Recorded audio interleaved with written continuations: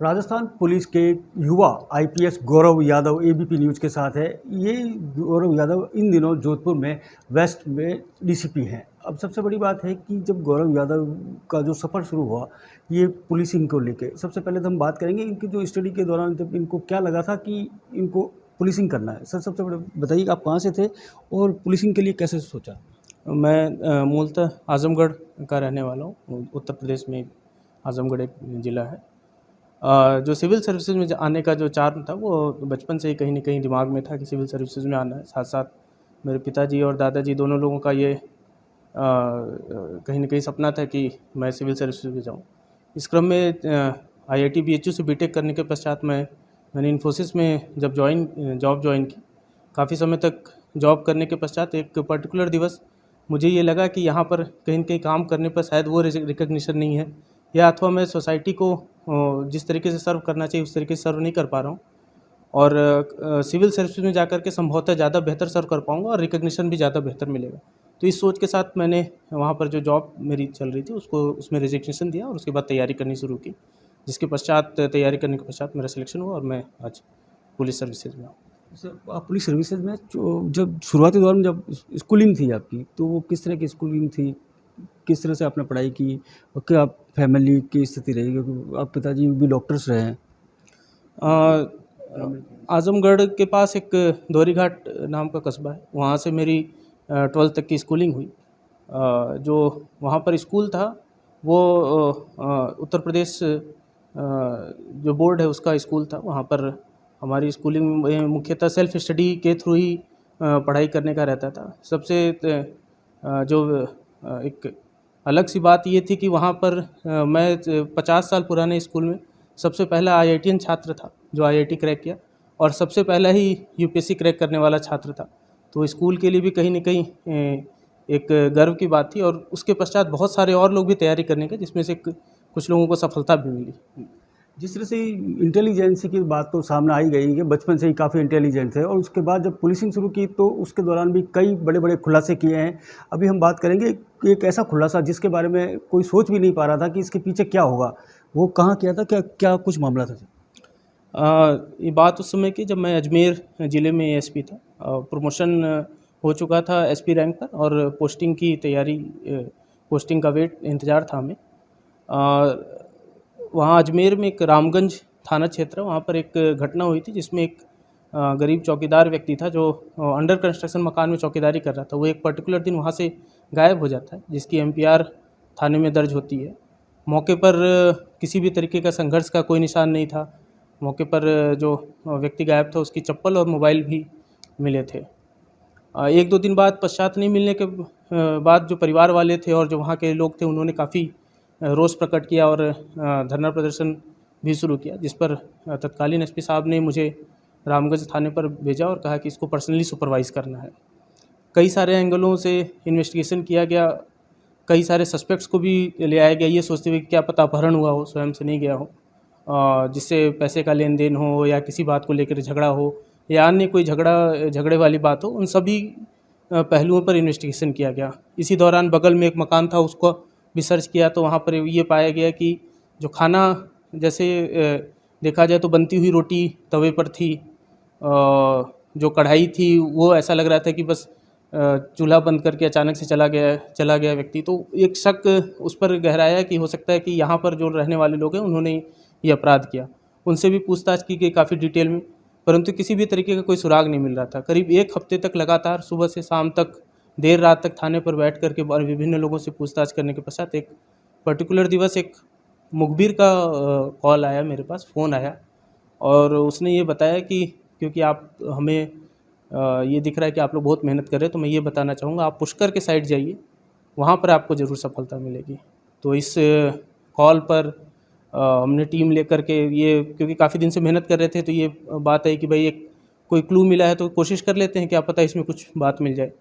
तो एक सस्पेक्ट था जिसका ये पता किया कि भाई पुष्कर में किस जगह जाना है। सभी सस्पेक्ट के बारे में स्टडी की गई तो ये पता चला एक पर्टिकुलर सस्पेक्ट है, सस्पेक्टेड फैमिली है जिसका रिजॉर्ट पुष्कर में था। पुष्कर से करीब 8-10 किलोमीटर दूर था। वहाँ पर गए, उस रिजॉर्ट को पूरा अच्छे से देखा, पूरा सर्च किया, बट वहाँ पर कुछ भी ऐसा संदिग्ध भी नहीं मिला। तो वहाँ से वापस आ गए। वापस आने के पश्चात ये हुआ कि ठीक है चलो, हो सकता है गलत सूचना हो। अगले दिन पुनः उस मुखबिर का फ़ोन आया कि आप गए तो थे वहाँ पर, परंतु आप खोज नहीं पाए जो जगह। तो वापस से रिस्क लिया गया, वापस से वहाँ गए। इस बार एफएसएल की टीम को भी साथ में लेकर के गए। पूरा जो घर था उसका बहुत ही विस्तृत रूप से, जो फार्म हाउस उसको बहुत विस्तृत रूप से चेक किया गया। काफ़ी बड़ा फार्म हाउस, तो कोने कोने पर अलग अलग जो भी जगह थी या जहाँ पर खेती भी हुई है उन स्थानों को भी चेक किया गया, परंतु शाम होने तक आई और कुछ भी नहीं मिला। तो जब पूरी टीम थक गई थी तो एक जो बाहर की तरफ एक सोफ़े कुछ पड़े हुए थे उस पर टीम बैठी हुई थी, ये सोचते हुए कि आगे क्या किया जाए। तभी उस समय ये नज़र गई कि जो सोफ़े पर 5 गद्दी होनी चाहिए उसमें से 3 गद्दियाँ कहीं गायब हैं। तो ये थोड़ा सा शक की चीज़ लगी कि भाई जो बड़ा वाला सोफ़े का वो होता है वो उसमें से गद्दी गायब है, तो क्या पता इस पे कुछ क्राइम हुआ हो। तो उस सोफ़े को ध्यान से देखा गया। सोफ़े के पीछे दीवार पर 3 ऐसे धब्बे थे जो कि ब्लड नुमा लगे। तो उन धब्बों के आधार पर फिर एफएसएल की टीम, क्योंकि साथ ही थी, एफएसएल की टीम से चेक कराया गया तो उन्होंने कहा कि हाँ साहब ये तो ब्लड है। तो थोड़ा ऐसा लगा कि संभवतः कहीं ना कहीं हम इस केस को सॉल्व करने के पास जा रहे हैं। वहाँ पे जो चौकीदार था उससे पूछा तो उसने बताया कि जो घटना वाले दिन, जिस दिन वो व्यक्ति गायब हुआ था, उस पर्टिकुलर दिन कुछ लोग आए थे, जो वहाँ का मालिक था वो भी आया था और कुछ लोग आए थे वहाँ पर पार्टी करके चले गए, परंतु उससे ज़्यादा उसे भी नहीं मालूम था। फिर वापस आकर के पता किया गया तो जितने भी संदिग्ध लोग थे सभी लोग गायब हो गए। तो ऐसा लगा कि हो सकता है कि इनमें से ही कोई हो।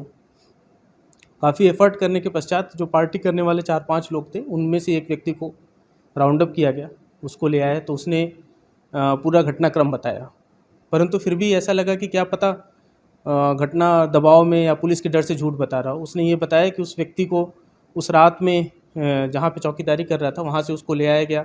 उस पर इनको शक था कि बगल में चौकीदारी कर रहा था, क्या पता इनके घर में कुछ सामान गायब हुआ है तो इस व्यक्ति ने गायब किया हो। उसको वहाँ पे मारपीट की। वहाँ पे मारपीट करने के पश्चात पुष्कर में आकर के भी मारपीट की। यहाँ पर मारपीट के दौरान क्योंकि सभी लोग बहुत नशे में थे, ज़्यादा मारपीट कर दी, उस व्यक्ति की डेथ हो गई। और फिर डेड बॉडी जो थी उसको डिस्पोजल करने के लिए पहले तो फार्म हाउस में ही एक गड्ढा खोद करके उसमें दफन किया। फिर अगले दिन उस डेड बॉडी को निकाला कि यहाँ पर या तो पकड़ लिया जाएगा या अंधविश्वास के कारण उनको लगा कि कुछ और समस्या हो जाएगी, तो वहाँ पर उस डेड बॉडी को जलाया। जलाने के पश्चात जितनी भी राख थी सभी को ले जाकर के अलग अलग जगह डिस्पोज़ कर दिया। कुछ आना सागर लेक में भी डिस्पोज़ करना बताया। बट इस पूरी कहानी पर ठीक है, ऐसा लगा कि संभवतः खुल गया, परंतु जब तक हमारे पास लास्ट सबूत नहीं आ जाए तब तक विश्वास करना थोड़ा कठिन लग रहा था। तो उस फार्म हाउस के आसपास हमने करीब 8-10 किलोमीटर आगे तक बिल्कुल पैदल रेकी की कि कहीं पर हमें या तो वो गद्दी मिल जाए जिस पे खून लगा हुआ हो, या जो ये कह रहा है कि राख फेंकी है, वो व्यक्ति जो था वो ये बताने में अक्षम था कि कहाँ पर राख फेंकी गई है, वो रैंडम जगह बता रहा था। ऐसा करते करते एक पर्टिकुलर जगह पर गए तो वहाँ पर कुछ लोगों ने बताया कि हाँ साहब यहाँ पर गद्दियाँ तो कुछ पड़ी थी, बहुत गंदी सी गद्दियाँ थी, जो डेरे पर लोग रहते जो कचरा उठाते हैं वो उठा करके ले गए हैं। तो फिर जो डेरों का पता किया गया अगल बगल कौन कौन से डेरे हैं। तो एक डेरे पर जैसे ही पहुँचे वहाँ पर तो सबसे सामने ही जो है कि वो गद्दियाँ सूखते हुए मिली और उस पर लग रहा था कि ब्लड स्टेन है। तो वो एक लगा कि ये तो मतलब अब केस संभवतः खुल गया। इसी तरीके से जो राख थी वो भी कई जगह मिल गई। साथ साथ आना सागर लेक में भी हमने जो है कि गोताखोर को बुलाया, वहाँ पे भी जो राख का गट्ठर था वो निकाला। तो इस तरीके से ये केस था जो कि बिल्कुल ही ब्लाइंड था। ये भी नहीं पता था कि व्यक्ति गायब है या उसका अपहरण हो गया या मर्डर हो गया है। तो एमपीआर से फिर उसको एफआईआर दर्ज की गई मर्डर की और सभी मुलजिमों को अरेस्ट किया गया। ये तो था इन्वेस्टिगेशन, और इन्वेस्टिगेशन के साथ अपराधियों को सज़ा दिलाने का काम। अब हम बात करेंगे जिस तरह से कि अपराधी जितने भी ये आदतन बदमाश जो कि जोधपुर ज़िले में है, उनको जो वेस्ट में आते हैं, पुलिस कमिश्नरेट वेस्ट में, उन सभी के सामने भी एक चुनौती आ गई है, क्योंकि डीसीपी गौरव यादव यहाँ पे है, तो इसको लेकर उनके अंदर भी घबराहट है। ऐसे कई बार हमने देखा है और अब लगातार कार्रवाई कर रहे हैं। अपराधियों को क्या संदेश देना चाह रहे हैं? बड़ा स्पष्ट सा जो पुलिसिंग का जो इरादा रहता है या पुलिसिंग का जो मोटिव रहता है किसी भी पुलिस ऑफिसर्स का, वो ये रहता है कि वो जिस क्षेत्र में कार्य कर रहा है वहाँ पर अपराधियों पर शिकंजा कसा जाए, अपराध जितने कम से कम हो सके वो किया जाए और कानून व्यवस्था उस क्षेत्र की बनी रहे। तो इस क्रम में जो अपराधियों पर जहाँ तक लगाम लगाने की बात है, तो सर्वप्रथम ऐसे सभी अपराधी चिन्हित किए गए जिनके खिलाफ हीनियस क्राइम्स दर्ज हैं, जिनके खिलाफ तस्करी के मुकदमे दर्ज हैं, उनको अलग अलग कैटेगरी में बांटा गया, हिस्ट्री सीटर्स बनाए गए, कुछ हार्डकोर क्रिमिनल्स चिन्हित किए गए, कुछ पर इनाम घोषित किया गया, जिले के टॉप 10 चिन्हित किए गए। जो किसी ऐसे क्रिमिनल जो किसी मुकदमे में वांटेड थे उनको टीमें बना करके अरेस्ट करके जेल में भिजवाया गया। जो ऐसे क्रिमिनल्स जिन पे पुराने मुकदमे थे परंतु अभी वांटेड नहीं, उनको सबको पाबंद कराया गया। उनमें से कुछ क्रिमिनल्स ने बाद में अपराध किया तो उनको 122 के तहत भी कार्रवाई की गई। साथ साथ ऐसे क्रिमिनल्स जो जिनका काफ़ी लंबा रिकॉर्ड रहा है, बाहर रहने के बाद क्राइम करते रहते हैं परंतु लोग भयवश या किसी वजह से मुकदमा नहीं दर्ज कराते उनके खिलाफ राजपासा की भी कार्रवाई की गई और राजपासा में उनको निरुद्ध भी कराया गया। इसके साथ साथ जो लंबे समय से फरार वांछित अपराधी, करीब 150 वांछित अपराधियों को पिछले 3 माह में ही गिरफ्तार किया गया और जो 299 में गिरफ्तार जो फरार है उनको भी गिरफ्तार किया गया। आर्म्स और एनडीपीएस की तस्करी पर विशेष ध्यान देते हुए पिछले साल के कंपैरिजन में इस बार 3 महीने में ही करीब 9 गुना ज़्यादा कार्रवाई की जा चुकी है और ये कार्रवाई लगातार अनवरत जारी रहेगी। जो भी बदमाश किस्म के लोग रहेंगे उनको चिन्हित करके, यदि वो बाहर के भी हैं, जैसे मैं एग्जांपल दूं कि 2 ऐसे क्रिमिनल्स भी हमने पकड़े जिसमें से एक बाड़मेर ज़िले का टॉप 10 अपराधी था और एक ईस्ट ज़िले का टॉप 10 अपराधी था। तो जो बाहर के क्रिमिनल्स भी यहाँ आकर के रहने की कोशिश कर रहे हैं या कई बार शरण ले लेते हैं कि बड़ा एरिया है, शहरी एरिया है, नहीं पता चलेगा, उन पर भी नज़र है और उनके खिलाफ भी लगातार कार्रवाई कर रहे हैं। सर, जिस तरह से अभी युवा कोई तैयारी कर रहे हैं यूपीएससी क्रैक करने की, तो उनके लिए क्या संदेश है कि क्या उनके जो जज्बात होते हैं, जो दिल में होती है महत्वाकांक्षा, उसको पूरा करने के लिए क्या कुछ करें या मन में हो उसको ठान ले तो कैसे पूरा किया जिस तरह से आपने किया सर? देखिए, जो मेहनत है उसका कोई भी सब्स्टिट्यूट नहीं है, हार्डवर्क का कोई सब्स्टिट्यूट नहीं है। तो सर्वप्रथम तो हार्डवर्क सबसे पहले दिमाग में रख लें कि जब तक सिलेक्शन नहीं हो जाए तब तक पूरी तरीके से हार्डवर्क करें। सेकंड इंपॉर्टेंट चीज़ आती है इंटेलिजेंटली हार्डवर्क करना। बहुत लोग मेहनत करते हैं लेकिन वो कई बार समझ नहीं पाते हैं कि किस तरीके से किस दिशा में वर्क किया जाए। उसमें बड़ा स्पष्ट सी चीज़ है कि जो भी पढ़ाई कर रहा है व्यक्ति, वो ये घंटे गिन करके ना पढ़ाई करे कि मैं रोज़ 16 घंटे बैठूंगा या रोज़ इतने आवर पढ़ूंगा और उस समय दिमाग नहीं काम कर रहा फिर भी कार्य पढ़ रहा है वो। तो जब पढ़ाई करते समय आप ये कहा जाता है जो हमारा दिमाग है मशीन की तरह कार्य करता है, तो हर 1 घंटे पे 5 मिनट का गैप देना, 2 घंटे पे 10 मिनट का गैप देना, और वो उससे क्या होता है दिमाग को रेस्ट भी मिलता है, आदमी का जो ग्रहण क्षमता होती है वो बढ़ जाती है। सेकंड चीज़ है कि कंटिन्यूटी बहुत होनी चाहिए। ऐसा नहीं हो कि आप 10 दिन तो 16 घंटे पढ़ रहे हो और अगले 10 दिन कुछ भी नहीं पढ़ रहे हो। यदि आप 12 घंटे भी रेगुलर पढ़ाई कर रहे हो और हर दिन पढ़ रहे हो तो वो उससे ज़्यादा बेहतर होगा कि आप 16 घंटे जो है कि 10 दिन पढ़ रहे हो और उसके बाद कुछ दिन तक बिल्कुल ही रेस्ट ले रहे हो। तो अपना ध्येय जो है उसको बिल्कुल स्पष्ट रूप से रखें, इंटेलिजेंटली हार्डवर्क करें, तो मेरे ख्याल से थोड़ा भी लक का साथ होगा तो वो बिल्कुल क्रैक किया जा सकता है एग्ज़ाम और जो भी लक्ष्य है उसकी प्राप्ति की जा सकती है।